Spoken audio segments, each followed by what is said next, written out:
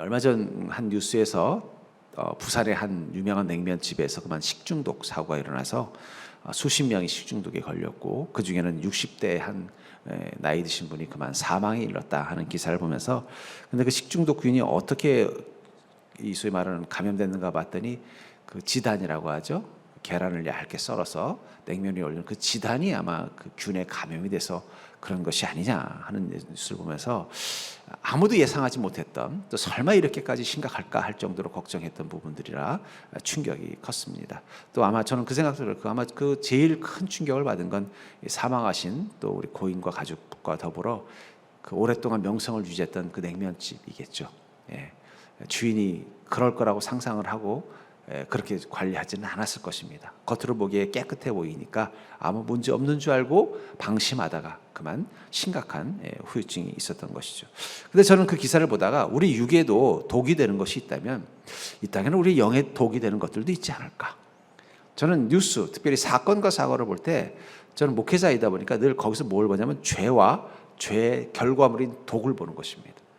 같은 소위 말하는 오염된 이 소위 냉면을 먹었어도 그 독소에 따라서 누군가는 사망에 이르기도 하고 누군가는 그냥 뭐 장에 뭐 설사를 하거나 구토를 하는 정도로 끝나는 것처럼 이 세상에 만연된 이 죄가 한 인생 가운데 들어가면 누군가는 생명을 앗아가기도 하고 누군가는 그 인생을 파탄에 만들기도 하고 누군가는 그것 때문에 고통받기도 하는 걸 보면서 저에게 뉴스는 그냥 사건과 사고가 아니라 죄와 죄의 결과물인 독으로 이해될 때가 참 많습니다. 제일 속상한 게 뭐냐면 평범한 사람, 소박한 사람, 우리 주변에서 흔히 만나는 또 친한 이웃같이 생긴 그 사람이 어떤 죄로 말미암아 흉악한 죄를 저지르고 그것으로 말미암아 그의 삶이 혹은 그 피해로 말미암아 그 가정이 파탄에 이르는 것을 보면서 우리가 죄를 단순히 가볍게 여겼을 때 그것이 어떤 결과를 나타내는가를 마치 그 냉면에 그 들어가는 고명 하나를 가볍게 여겼다가 심각한 식중독을 일으키는 것과 같다라는 걸 느꼈습니다. 그러다부터 인터넷 기사를 보면서 재밌는 걸 봤어요.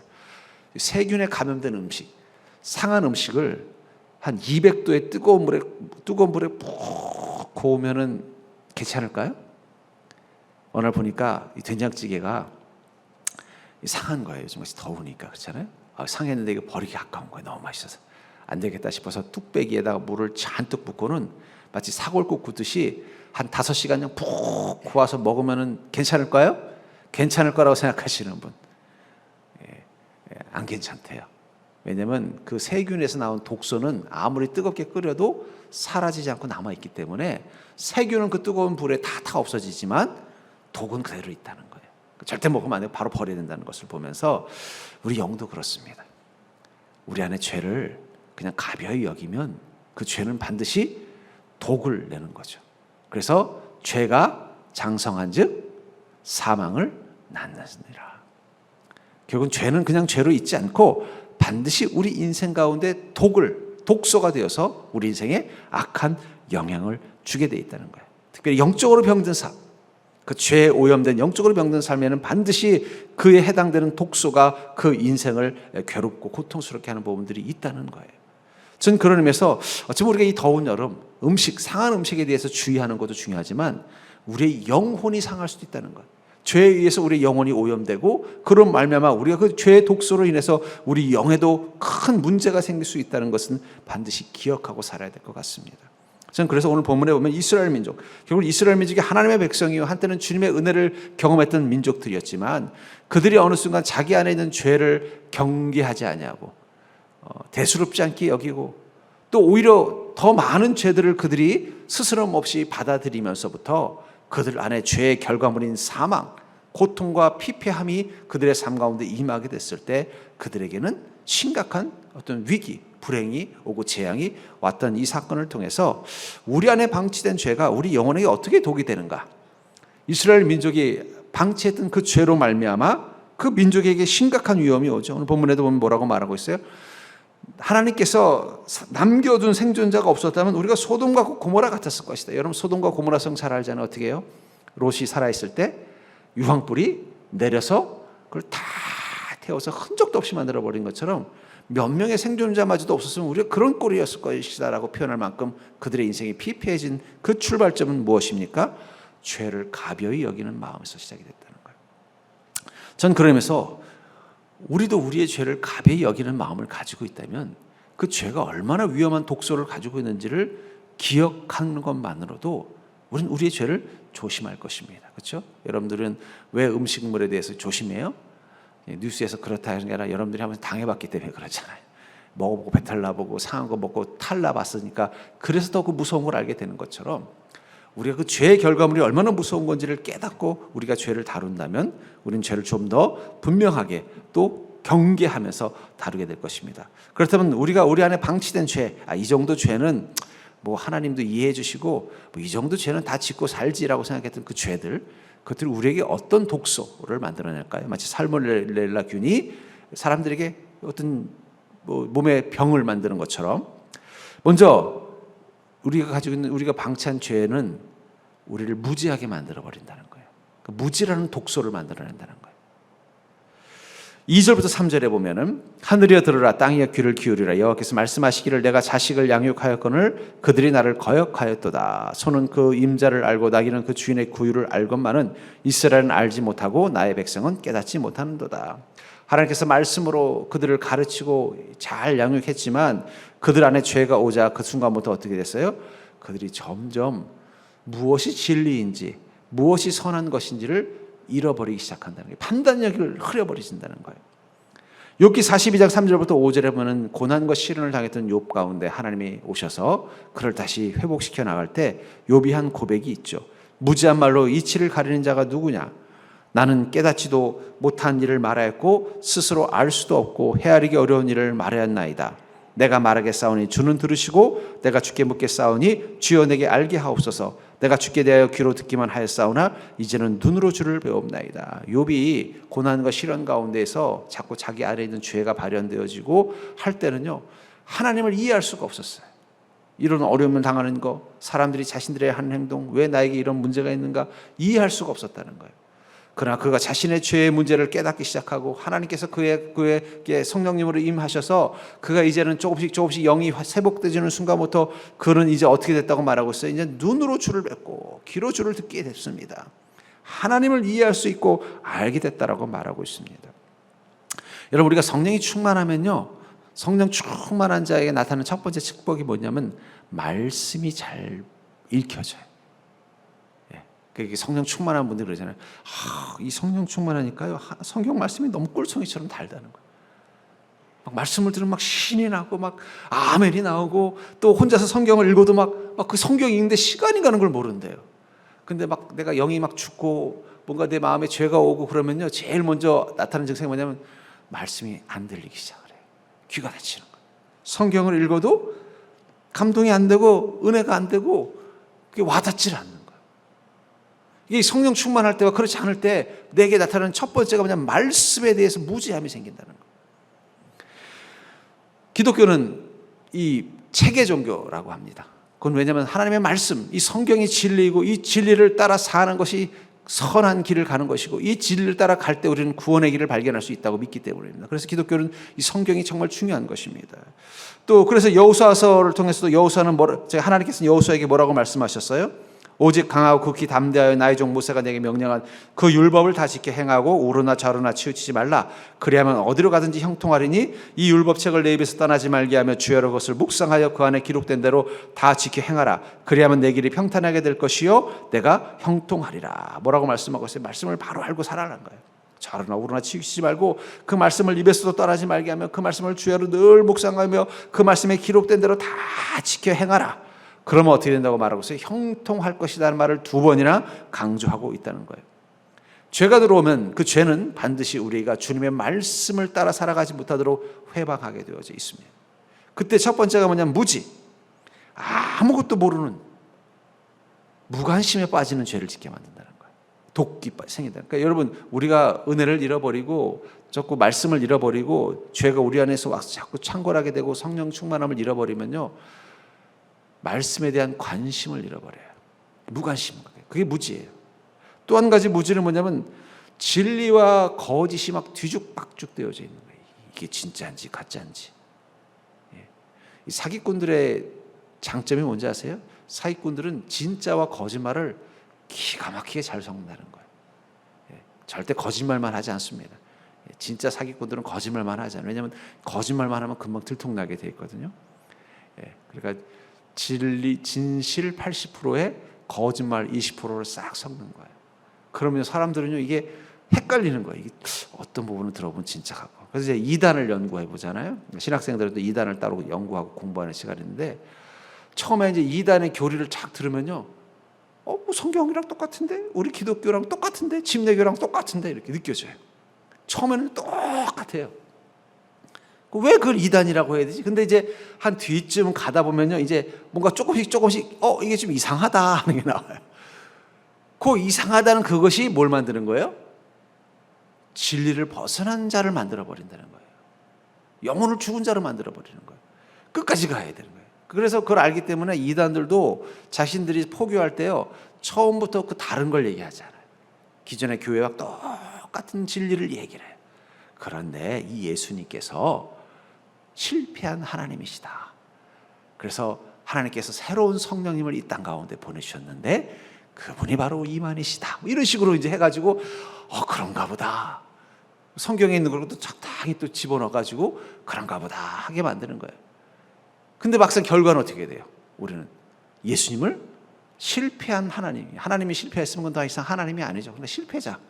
그리고는 우리는 진짜 하나님을 만났다. 무슨 막 눈물을 흘리면서 난리를 친다는 거예요. 이처럼 두 가지 무지가 있습니다. 하나는 무관심. 하나는 정말 무엇이 진리인지를 알지 못하는, 막 진리와 거짓이 막 뒤죽박죽이 돼서 무엇이 옳고 그른지를 모르게 되는 무지입니다.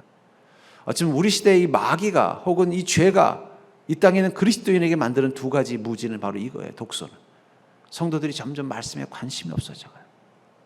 또 하나는 이게 성경 말씀이 맞는 것도 같고 아닌 것도 같고, 세상의 진리와 복음적인 진리가 막 섞여가지고 이게 왜 뭔지 막 헷갈리게 만들어서, 그래서 각자 자기 식대로 성경을 이해하고 해석해서 지 멋대로 예수 믿게 만드는 이 무지, 이걸 경계해야 된다. 근데 그 출발점은 뭐라고요? 이 죄 때문이라는 거예요. 그래서 여러분들, 우리는 깨어 있어야 됩니다. 깨어 있는다는 건 경계하는 것이죠. 깨어 있기 위해서 제일 중요한 건 우리가 다시 한번 말씀을 삼하는 바, 진리를 삼하는 바. 마치 여호수아서 1장 7절부터 8절에서 하나님께서 여호수아에게 거듭 강조한 것처럼 너는 그 율법을 다 지켜 행하고 좌로나 우로나 치추지 말고 어디로 가든지 그렇게 하라는 거예요. 그 기록된 대로 다 지켜 행하면 내 길이 평통하고 평탄하게 될 것이고 내가 형통하리라고 말씀하고 있다는 거예요. 그러니까 여러분들이 이 말씀, 내가 평탄하고 형통하리라는 이 말씀을 믿으신다면 우리는 어떻게 되겠어요? 말씀을 더 사모하고 말씀에 깨어 있어야 된다. 내가 듣고 싶은 말씀만 듣는 게 아니라 주님의 말씀은 무엇이든지 그것을 심각하게 받아들일 줄 알아야 된다. 오히려 여러분들이 이해하지 못하는 말씀, 받아들일 수 없는 그 말씀 앞에 더 고민하고 근심할 줄 알아야 돼. 여러분, 학생들이 공부를 할 때 다 이해되는 것을 배우지는 않습니다. 다 이해된다는 걸 뭘 얘기하는 거예요? 그럼 벌써 다 배운 거란 얘기예요. 다 배운 걸 뭐하러 또 배웁니까? 근데 이해되지 않는 것, 그걸 이해하는 게 배우는 거예요. 제가 이제 고등학교 때 저는 수학을 이렇게 좋아하는 편이었습니다. 그래서 저는 수학을 곧잘 잘했어요. 근데 제가 가장 힘들었던 게 뭐냐면 이 미분은 이해가 되는데 적분이 이해가 안 되는 거예요. 그 사실은 미분을 이해하면 적분은 이해하기 쉽습니다. 근데 이상하게 저는 미분은 이해가 되는데 이 적분이 잘 이해가 안 되는 거예요. 거꾸로 뒤집어 보면 된다는데 아무리 해도 이해가 안 되는 거예요. 이해가 안 되더라도 어떻게 되겠어요? 이해가 안 된다는 건 뭘 얘기하는 거예요? 내가 이걸 잘 모르고 있다는 거잖아요. 그래서 이해가 될 때까지 계속 공부를 해야 되는 거예요. 그래도 어느 순간 막 문제를 풀고 다시 풀어보고 다시 해보니까 아하, 이해가 되는 순간이 딱 되니까 그 다음부터는 선생님이 그 적분에 대해서 강의를 해도 다 머릿속에 귀에 쏙쏙 들어요. 그전에는 안 들어오는 거예요. 안 들어오는 거예요. 안 들어오니까 막 미치겠는 거예요. 모르겠으니까 막 답답하고. 근데 어느 순간 아하 하고 이해가 되기 시작하니까 그 다음부터 귀에 쏙쏙 들어오더라고요. 여러분, 하나님의 말씀도요, 이해되지 않는 말씀에 집중하셔야 돼요. 이해가 된다는 건 뭐예요? 그건 내가 다 알고 있는 것이고 그렇게 살 준비가 되어져 있는 것입니다. 근데 하나님의 말씀 중에 이해되지 않는 부분이 있다면 그 부분 앞에 무릎 꿇고 기도하셔야 돼요. 이해되지 않는 건 두 가지입니다. 하나는 받아들이기 힘든 것, 내가 이대로 살고 이대로 행하기가 정말 내가 부담스러운 내 안에 죄가 있다는 것이고, 또 하나는요, 그 정도의 믿음으로까지 내가 아직 성장되지 못했다는 증거라는 거예요. 그래서 그것이 이해될 때까지, 받아들여질 때까지 계속 그 이해되지 않는 그 말씀 앞에 고민하고 근심하는 믿음을 가진 사람은 어느 순간 어떻게 돼요? 그걸 아하 포인트라고 그래요. 아하, 깨달아진다는 거예요. 깨닫고 나면 그 순간 내 믿음이 성장하는 것입니다. 깨닫고 나서 이 세상을, 내 인생을 바라보면요, 더 멀리, 더 높이, 더 선명하게 인생이 보이기 시작한다는 거예요. 그래서 말씀을 좌로나 오르나 치우치지 말고 그 율법책을 무엇이든지 다 지켜 행하라는 것은 여호수아가 그 말씀을 통해서 고민하고 근심하면서 그 말씀에 깨어있는 믿음을 가지고 살아갈 때 결국 그 말씀이 힘이 돼서 어떻게 되는 거예요? 자신이 사는 인생의 길이 보이고 어디로 가야 형통한 길이요, 어디로 가야 평탄한 길이지가 보이게 된다는 거예요. 저는 성경을 목사로서 물론 연구하고 또 성도님들에게 또 그 말씀을 풀어서 가르치고 있지만 그 모든 것을 행할 때 제가 가장 중요하게 여기는 확신, 믿음은 뭐냐면 성경은 지금도 복이라는 확신이 있습니다. 예. 성경 말씀은 지금도 이 땅 가운데 사는 모든 생명들에게, 모든 인간들에게 형통과 평탄을 가르쳐주는 축복의 책이라고 저는 믿습니다. 그게 아니면 뭐하러 이걸 여러분들에게 열심히 들으라고 하겠어요. 그렇죠? 쉽게 말하면 이제는 이 세상의 진리는요, 이 이론이라는 게 신이론이 있고 옛 이론이 있어요. 그러니까 옛 이론은 뭐냐면 옛날에는 그게 맞았는데 지금은 안 맞는 거예요. 그 이론대로 하면 안 되는 것들이 있어요. 그런 건 어떻게 해야 돼요? 과감하게 그냥 알고 버려야 되는 거예요. 우리 시대에 맞는 새로운 이론을 따라가야 되는 거예요. 만약에 그런 관점에서 성경을 보면서 이거 옛날에는 맞는 말이지만 요즘은 이렇게 해서 형통이 되지 않아요. 좌로나 오르나 치우치지 않고 말씀을 주야로 묵상하면 다 망해요. 좌로나 오르나 치우치지 않고 말씀을 묵상하면서 그 기록된 데 다 지켜 생하면요 인생 고생해요 라고 한다면 뭐하러 그렇게 열심히 여러분들 배우려고 하고 들으려고 하겠어요. 그렇죠? 만약에 제가 근데도 열심히 한다면 저는 뭐가 되는 거예요? 전 사기꾼이 되는 거예요. 예. 근데 저희 안에 확신이 있습니다. 확신이 있을 뿐만 아니라 제가 하나님께 다시 한번 늘 말씀을 앞을 준비할 때마다 이런 질문을 해요. 주님, 이 말씀대로 우리 성도님들이 살면 평탄해지는 거 맞죠? 우리 이 말씀대로 우리 성도님이 살면 형통해지는 거 맞죠? 그건 하나님이 보증해 주셔야 됩니다. 저는 하나님이 그렇게 말씀하셨으니까 전하겠습니다. 그래서 우리 성도님들이 이 말씀대로 살아서 평탄해지고 형통해지지 않는다면 전 사기꾼 되는 겁니다. 저를 사기꾼으로 만들든지 아니면 진짜 꾼으로 만들든지 그건 하나님에게 달렸습니다. 이렇게 가끔씩은 한 번씩 하나님께 확인 질문을 합니다. 왜냐하면 우리 시대는 말씀대로 사는 게 너무 힘들거든요. 말씀대로 사는 게 뭔가 바보가 되는 기분이 드는 시대로 산다는 거예요. 근데 성경은 한 번도 말씀대로 살면 잘 될 때도 있고 못 될 때도 있고 말씀대로 살면 평탄할 때도 있지만 개고생할 때도 있고 라고 성경은 기록되어 있지 않다는 거예요. 너는 그 말씀대로 살면 평탄할 것이요 그 말씀대로 살면 형통하리라. 그 말씀대로 살면 너는 구원의 길을 갈 수 있다고 말씀하고 있다는 거예요. 그러니까 우리가 어떻게 되겠어요? 무조건 이 말씀을 사모하고 믿으려고 애를 써야 돼요. 그러다 보면 여러분 현장에서 또 가끔씩 이 거짓 진리가 들어와서 이거 말씀대로 사는 게 이게 형통이 아니라 이게 망하는 길 같은데 이 말씀대로 사는 게 평탄이 아니라 고생하는 것처럼 보이는데 할 때는 어떻게 해야 돼요? 하나님께 따지시면 돼요. 저한테 따지지 마시고 하나님께 뭐라 분명히 하나님 성경에 그렇게 쓰셨잖아요. 저 이거 믿고 계약한 겁니다. 저는 이 말씀대로 하겠습니다. 그러니 평탄하게 해주십시오. 여러분 가끔씩은 하나님을 좀 협박하는 것도 괜찮습니다. 협박하는 이유는 뭐예요? 믿기 때문에 협박하는 거예요. 안 믿으면 협박 안 합니다. 하나님 그러실 줄 알았어요. 하면 안 협박 안 해요. 믿기 때문에 협박하는 거예요. 저는 이 말씀대로 갑니다. 분명히 형통하게 해주신다고 그랬으니까 저 이 말씀 믿고 가겠습니다. 망하면 그건 하나님 거짓말한 거예요. 한번 해보세요. 예, 해보십시오. 망하나 안 망하나. 근데 모르겠습니다. 망한 성도님이 계신지 모르겠지만 저는 아직 안 망했어요. 저에게는 확신이 있습니다. 그 말씀대로 가면 평탄할 것이고 말씀대로 살면 형통할 거라는 거예요. 그렇기 때문에 제가 고생할 때마다 어디로 갈까요? 내가 말씀대로 잘못하고 있나? 매뉴얼을 보듯이 여러분들이 어떤 요즘 가전제품 사면 매뉴얼 따라오잖아요. 요즘 물건들은 그냥 성능이 너무 좋아서 매뉴얼이 없으면 이게 뭔지를 모르겠어요. 한참을 쳐다봐도 요즘은 또 다 이 센서가 전자라 가지고 어떨 때는 스위치 하나 켜는 것도 힘든 것들이 있잖아요. 그러니까 어떻게 돼요?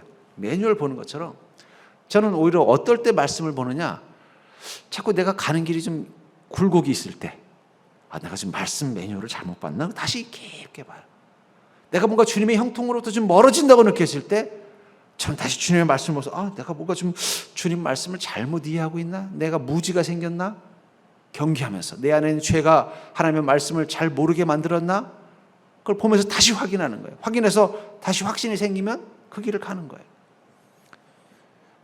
확실한 건 하나님은 그 말씀대로 내 인생 가운데 평탄과 형통을 만들어 주신 것을 저는 제 삶 속에서 확인했습니다. 저는 여러분들이 그런 삶을 사는 자 되기를 주의 이름으로 축복합니다. 그러려면 무엇을 경계해야 된다고요? 영적인 무지를 경계하셔야 돼요. 하나님의 말씀에 대해 무관심해지고 이게 말씀이 진리인지 세상의 진리인지 헷갈려하는 이 나의 무지를 경계하셔야 된다. 그건 죄가 들어와서 만들어낸 현상이라고 생각하고, 그럴수록 더 어떻게 해야 돼요? 더 말씀을 밝게 하려고 애를 써야 되고, 말씀을 따라서 진리를 분별하려고 애를 쓰시는 그런 믿음을 가져야 된다는 것입니다. 두 번째로 우리 안에 방치된 죄가 우리 영혼에 어떻게 독이 되는가? 그것은 바로 하나님과 단절을 만들어 간다는 거예요. 우리가 죄를 방치하면요, 그 죄는 어떤 독소를 가지고 있느냐? 우리가 하나님과 멀어지게 만든다는 거예요. 3, 4절을 보실까요? 서는 그 임재를 알고 나귀는 그 주인의 구유를 알걸만은 이스라엘은 알지 못하고 나의 백성은 깨닫지 못하는도다 하셨도다. 슬프다, 범죄한 나라요, 허물어진 백성이요, 행악의 종자요, 행위가 부패한 자식들이로다. 그들이 여호와를 버리며 이스라엘 거룩하신 이를 만홀히 여겨 멀리하고 물러갔도다. 이스라엘 민족이 죄가 자꾸 그 안에 들어오자 어떻게 됐어요? 하나님을 멀리하더라는 거예요. 소도 그 임자를 알고 나귀도 그 주인의 구유를 안다는 거예요. 근데 우리는 점점 하나님을 잃어간다는 거예요. 그들이 여호와를 버리며 이스라엘 거룩하신 이를 만홀히 여겨 멀리하고 물러갔도다. 여러분, 우리 그리스도인의 위기는 언제부터 오느냐? 하나님으로부터 멀어질 때부터 온다는 사실을 기억하시기 바랍니다. 왜냐하면 그리스도인은 믿음으로 사는 자요, 믿음으로 사는 자는 오늘 오늘 11시 예배 때 뭐라 그랬어요? 하나님께 온전히 나를 맡기는 자가 바로 믿음으로 사는 것이다. 온전한 믿음은 온전히 맡김으로부터 온다라고 말했잖아요. 그럼 주님께 맡기려면 어떻게 되겠어요? 주님을 만나야 맡기죠. 아무데나 놓고 주님께 전화해서 여기다 맡겨놨으니까 찾아가세요 하지 않잖아요. 주님께 가서 내 모든 걸 다 맡기고 주님과 관계를 맺는 거죠. 그럼 주님이 또 우리에게 형통을 또 맡겨주신다고 말씀드렸습니다. 사무엘상 16장 14절에 보면은 이 사울이라는 왕이 이 사무엘을 통해서 기름 부음 받았을 때 하나님이 성령을 그에게 부어주십니다. 그러자 찌질이 사울도 찌질이었어요. 사울은 되게 소위 대인기피증이 있었고 되게 소심한, 아주 소심한 성격이고 걱정도 많은 사람이었습니다. 그리고 큰 일을 못하는 좀 이렇게 뭐랄까요, 뭔가 좀 큰 일을 못 저지르는 그런 스타일이었어요. 그러니까 그거 가지고 왕이 될 수 없는 성품이었습니다. 그러니까 사람들이 사무엘이 사울을 왕으로 삼으려고 했을 때 많은 사람들이 저 사울이 저거 왕 될 수 있겠나? 내가 평소에 아는데 그 집안도 그렇고 그 사울이라는 사람도 그렇고 그 왕의 제목이 아닌데 저 사무엘께서 왜 저 사람을 왕으로 세웠지? 하면서 반발했었다는 거예요. 근데 성령님이 그 안에 딱 들어가는 순간 그가 다른 사람이 됐습니다. 블레셋이 쳐들어온다고 하자 소 한 마리를 잡아서 그걸 각을 떠서 각 지파에게 던지면서 내가 명령할 때까지 오지 않으면 너희 부족은 이 소처럼 될 것이다. 딴 사람이 돼버린 거예요. 겁이 많고 소심하고 우유부단하던 사울이 갑자기 용맹한 무슨 장비처럼 그냥 용맹한 사람이 돼버려서 겁을 탁 주는 거예요.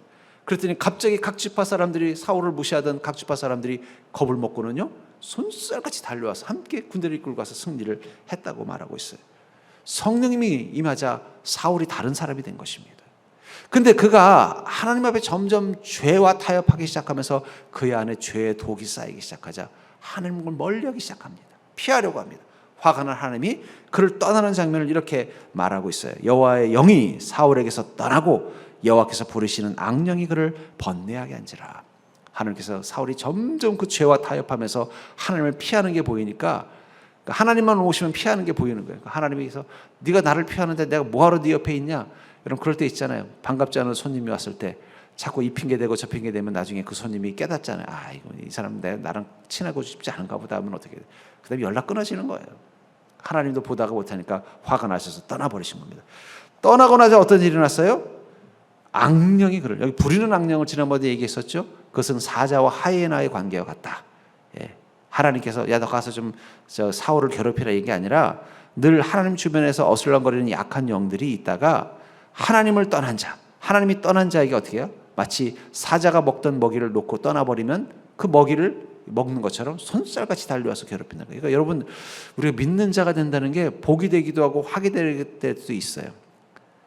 하나님과 함께 할 때는 세상의 그 어떤 악한 것도 우리를 건드리지 못할 것입니다. 그러나 우리가 하나님을 떠나든 하나님이 우리를 떠나면요, 기다렸다는 듯이 마치 사자가 잡아놓은 그 사슴이나 물소를 사자가 다 먹고 볼일 보러 또 떠나버렸을 때 주위에서 어스렁거리던 하이에나가 손살같이 달려와서 나머지를 뜯어먹는 것처럼 우리를 뜯어먹는다는 거예요. 여기 악령 또는 악신이라고 되어 있는데 이게 히브리어로는 어떤 뜻을 가지고 있냐면 해로운 마음이라는 뜻도 가지고 있어요. 제가 이게 참 멋진 번역, 멋진 의미인 것 같아요. 악한 영이 뭘까? 그것을 히브리어에서는 뭐라고 말하는 거예요? 우리에게 해로운 마음이 생긴다는 거예요. 우리가 하나님과 동행하는 삶을 살 때, 성령이 충만할 때는요, 우리의 마음에 기쁨을 주고 유익한 마음이 나를 지배하게 돼 있어요. 믿음, 소망, 사랑, 기쁨, 감사, 평안. 근데 하나님이 나를 떠나시거나 내가 하나님을 떠나면요, 악령과 같은 나를 해롭게 하는 마음들이 내 마음속에 가득 생기는 거예요. 분노, 의심, 절망, 외로움.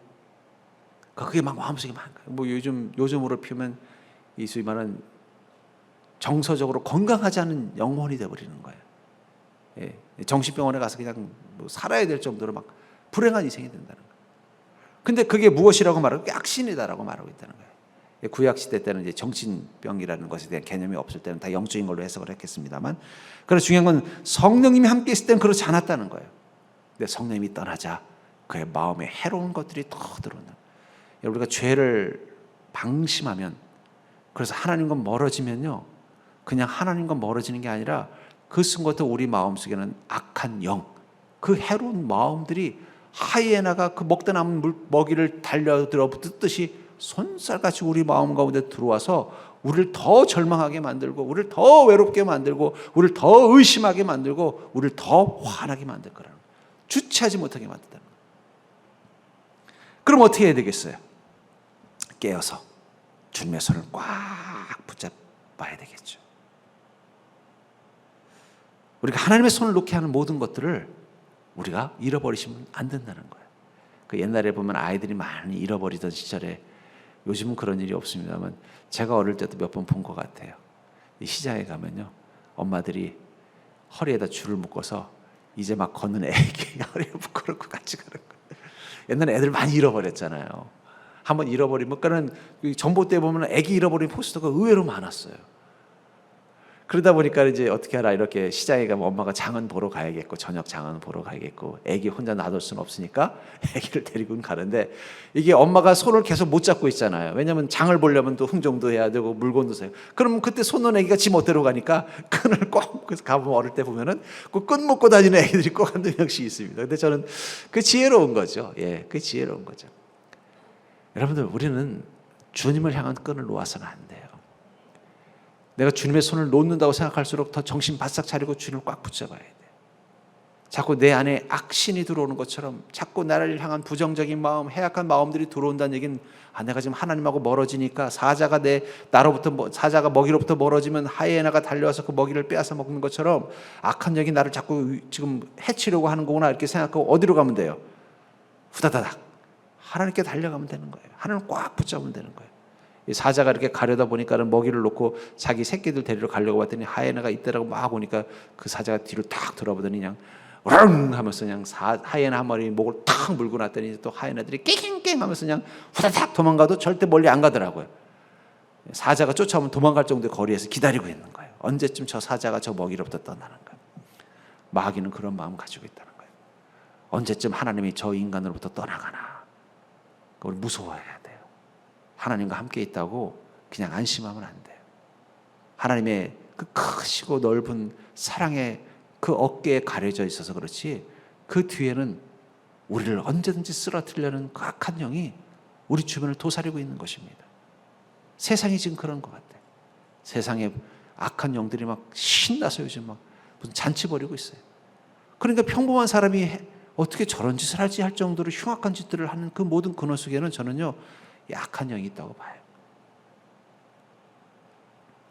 세 번째로 우리 안에 방치된 죄가 우리 영혼에 어떤 독이 되는가? 그것은 바로 우리가 피폐해진다는 거예요. 죄를 우리 안에 방치하면요, 그것은 반드시 우리 삶을 피폐하게 만드는 독소가 된다는 것입니다. 본문 5절부터 9절을 보시면 너희가 어찌하여 매를 더 맞으려고 패역을 거듭하느냐. 온 머리는 병들었고 온 마음은 피곤하였으며 발바닥에서 머리까지 성한 곳이 없이 상한 것과 터진 것과 새로 맞은 흔적뿐이거늘 그것을 짜며 싸매며 기름으로 부드럽게 함을 받지 못하였도다. 너희의 땅은 황폐하였고 너희 성읍들은 불에 탔고 너희의 토지는 너희 목전에서 이방인에게 삼켜졌으며 이방인에게 파괴됨 같이 황폐하였고 딸시오는 포도원의 망대같이 참외밭의 원두막같이 에워싸인 성읍같이 겨우 남았도다. 만군의 여호와께서 우리를 위하여 생존자를 조금 남겨두지 아니하셨다면 우리가 고모라 같고 소돔 같고 고모라 같았으리로다. 너희 땅은 황폐하였고 너희 성읍은 불에 탔고 너희 토지는 너희 목전에서 이방인에게 삼켜졌다. 하나님과 단절되는 순간 우리는 하나님과만 단절되는 게 아닙니다. 악한 영이 우리 안에 들어와서 해로운 마음을 만들 뿐만 아니라 그 결과로 인해서 우리 삶과 모든 인간관계마저 피폐해진다는 거예요. 마치 가시덩굴이 잘 자라는 땅에 씨앗이 뿌려지는 것처럼 말입니다. 여러분, 축복의 열매는 물론 저 하늘의 씨앗이 심겨져야 되지만 그 하늘의 씨앗이 좋은 밭에 심겨져야 축복의 열매를 맺는 거예요. 아무리 좋은 씨앗도 돌밭에 가시덩굴 잡초가 뿌리를 깊게 내리고 있어서 언제든 봄만 되면 그 가시덩굴이 나올 만한 그런 곳에는 심어봤자 좋은 열매가 거둬지지 않는 것처럼 우리 인생도 마찬가지라는 거예요. 하나님의 은혜가 적당히 우리 삶을 주장하시는 그런 삶을 살 때는 문제가 없죠. 요엘서 2장 23절에 보면은 시온의 자녀들아 너희는 너희 하나님 여호와로 말미암아 기뻐하며 즐거워할지어다. 그가 너희를 위하여 비를 내리시되 이른 비를 너희에게 적당히 하게 주시리니 이른 비와 늦은 비가 예전과 같을 것이라. 이스라엘 민족들이 회복되는 것, 회복됨을 기뻐할 때 무엇 때문에 회복됨이 기뻐하라고 말하고 있어요? 예전처럼 이른 비와 늦은 비가 너희 땅에 임할 것이다. 이른 비와 늦은 비라는 것은 농사에 적절하게 필요한 양의 비를 뜻하는 것입니다. 야고보서 5장 7절은 그러므로 형제들아 주께서 강림하시기까지 길이 참으라. 보라 농부가 땅에서 나는 귀한 열매를 바라고 길이 참아 이른 비와 늦은 비를 기다리나니. 귀한 열매를 바라고 참을 때 그들이 기다리는 건 뭐라는 거예요? 그 열매가 잘 자랄 수 있는 이른 비와 늦은 비라고 말하고 있습니다. 우리가 주님과 함께 동행할 때 주님의 은혜는 마치 그 이른 비와 늦은 비처럼 우리 삶 가운데 임하고 그것이 우리 인생 가운데 축복의 열매를 맺도록 만들어주는 거. 이 터가 중요한 것입니다. 만약에 이스라엘 민족이 광야에서 하나님의 만나와 반석의 물을 경험하지 못했다면 그 광야는 어떤 곳일까요? 그것은 끔찍한 곳이었을 거예요. 그러나 하나님께서 그곳에서 만나와 반석의 물을 허락하셨기 때문에 그들은 40년의 시간을 광야에 살면서도 여전히 기뻐하고 감사하고 평안하면서 주님의 인도하심을 따라 산 것입니다. 그들이 비록 가나안 땅에 살지라도 하나님이 그곳에서 이른 비와 늦은 비를 주지 않는다면 어떻게 될까요? 그것은 광야와 다르지 않은 것입니다. 어쩌면 21세기 현대인들의 가장 치명적인 죄는 인간의 힘으로도 풍요로울 수 있다는 잘못된 신념을 가진 것입니다. 과거의 모든 인간들은 자기의 힘으로는 풍요로울 수 없다라는, 인간의 힘으로는 풍요로울 수 없기 때문에 반드시 신의 도움이 필요하다는 신념을 가지고 있었어요. 그들이 어떤 종교를 가지고 있든 어떤 부족이든. 그래서 그들은요 늘 이른 비와 늦은 비를 신에게 구했습니다. 그러니까 여러분 이 명절이라는 것을 보면 다 비슷비슷해요. 농사 지을 때쯤 명절이 시작이 돼. 우리로 치면은 설날, 그러니까 저 단오가 되겠죠. 또 여름이 끝나고 겨울이 시작되는, 겨울이 끝나고 봄이 시작되는, 또 추수할 때쯤 되면 또 절기가 있죠. 우리로 치면 추석. 그게 뭐냐면 겨울을 이겨내게 해주는 것도 하나님의 신의 은혜요. 농사를 시작할 수 있는 것도 신의 은혜가 필요하며 축복의 열매를 거둬들이는 것도 신의 은총이 필요하다는 것을 모든 인간들은 다 알고 살았어요. 그런데 현대인이라는 인간들이 되면서부터 그들의 마음속에 신념 하나가 사라졌습니다. 신의 도움 없이도 우리끼리 충분히 풍요를 누릴 수 있다라는 신념. 그런데 정말 그럴까요? 물론 이전에 과학 문명이 발달하기 이전보다는 분명히 인간의 수고와 능력이 삶의 풍요에 큰 영향을 주는 것은 사실입니다. 그러나 그것은 본질적으로 근본적인 건 아니에요. 하나님의 은혜가 없으면 아무리 지금 우리 과학 문명이 발달했어도 우리는 살아갈 수 없습니다. 코로나가 바로 그 증거잖아요. 코로나 정도 균 가지고도 우리는 이렇게 휘청거리는데, 만약에 이게 패스트가 코로나처럼 왔으면 어떻게 했을까요? 상상을 초월한 일들이 일어났을 거예요. 가뭄이 요셉의 시대처럼 7년 동안 비 한 방울 내리지 않는다면 어떤 일이 일어나겠냐는 거예요. 인간은 멸종될 것입니다. 아무리 우리가 과학이 발달하고 문명이 발달했어도, 아니 물질적인 풍요를 넘어서 우리 내면적인 풍요도 마찬가지예요. 하나님의 은혜, 성령님께서 나와 함께 하심의 그 은혜가 없다면 우리 영혼이 정말 온전할 수 있을까요? 그렇기 때문에 여러분들, 우리가 하나님과 떠난 자가 됐을 때, 우리 죄를 방치해서 주님과 단절되는 순간 우리 삶에는 피폐함이 올 수밖에 없습니다. 그 피폐함을 이겨내려면 어떻게 돼요? 다시 주님의 은혜를 사모하는 마음을 회복해야 된다는 거예요. 주님의 이른 비와 늦은 비를 구하는 믿음. 그것을 그 야고보서 5장 7절에서 뭐라고 말하는 거예요? 그러므로 형제들아, 주께서 강림하시기까지 길이 참으라. 보라, 농부가 땅에서 나는 귀한 열매를 바라고 길이 참아 이른 비와 늦은 비를 기다리나니. 주님의 은혜를 기다리는 그 믿음을 잃어버리지 말고 지금 이 힘든 시간들을 잘 이겨내라고 말하고 있다는 것입니다. 또 히브리서 4장 16절은 그러므로 우리는 긍휼하심을 받고 때를 따라 돕는 은혜를 얻기 위하여 은혜의 보좌 앞에 담대히 나아갈 것이라. 이 이른 비와 늦은 비는 바로 때를 따라 돕는 은혜를 상징하는 것입니다. 그 때를 따라 돕는 은혜, 우리의 때, 우리 삶 가운데 주님께서 돕는 은혜를 얻기 위해서 우리는 어디로 나가야 된다고 말하고 있어요? 은혜의 보좌, 주님 앞으로 나아가야 된다는 거예요. 그게 믿음의 삶이라고 말하고 있다는 것입니다. 죄가 우리 안에 창궐하면 주님의 이른 비와 늦은 비가 끝나버립니다. 왜냐하면 하나님의 은혜의 손이 떠난 자리에 악한 영이 우리를 휘두르고 우리 삶을 피폐하게 만들 것이기 때문이에요. 저는 문득 그 생각이 들었어요. 겨울이 여름보다는 더 혹독한 계절입니다. 그렇죠? 더위는 이기지만 추위는 못 이기잖아요. 근데 재난은요, 겨울보다 여름에 더 많이 일어난다는 거예요. 왜 그럴까? 방심하기 때문에. 겨울은 춥잖아요. 아이, 조심해야지. 얼어 죽을까 봐 조심해야 되고 굶어 죽을까 봐 조심하잖아요. 근데 여름은요, 방심하는 거예요. 아이, 뭐 더위야 이기면 되고. 근데 그때 더 많은 재난이 일어나는 거예요. 마찬가지입니다. 우리 영적으로도 그렇습니다. 어쩌면 고난이 있을 땐 우린 깨어 있어요. 근데 좀 살만할 때, 여유가 있을 때 우린 방심합니다. 우리 안에 죄를 그냥 막 자라도록 놔둔다는 거예요. 그런데 다시 한번 말하지만 모든 죄에는 다 독소가 있습니다. 여러분들 안에 죄가 들어왔다면 그 죄는 얌전히 있다 떠나는 게 아니라 반드시 그 안에서 독을 뿜어서 그 독이 여러분들의 영과 혼과 심지어는 육에게까지 악한 영향을 미치게 되어 있다는 거예요. 그래서 여러분들, 우리가 보이는 육의 그 병균과 바이러스를 로부터 나를 지켜내기 위해서 조심하고 주의하고 청결하려고 애를 쓰는 것처럼 우리의 영혼을 병들게 하는 그 죄를 조심하고 주의하고 그것들로부터 내 영혼을 깨끗하게 지키려는 노력을 해야만 우리는 그 독, 그 화로부터 우리 삶을 지켜낼 수 있는 것입니다. 어쩌면 지금이야말로 우리가 날씨가 이러다 보면 음식이 상해서 또 균들이 창궐해서 우리 육신에만 해를 주는 게 아니라 죄도 창궐해서 우리의 영혼에 해를 줄 수 있다는 사실을 기억하면서 우리 영혼을 위해서도 그 죄를 조심조심 경계하고 다룰 줄 아는 믿음이 있기를 주의 이름으로 간절히 축원합니다.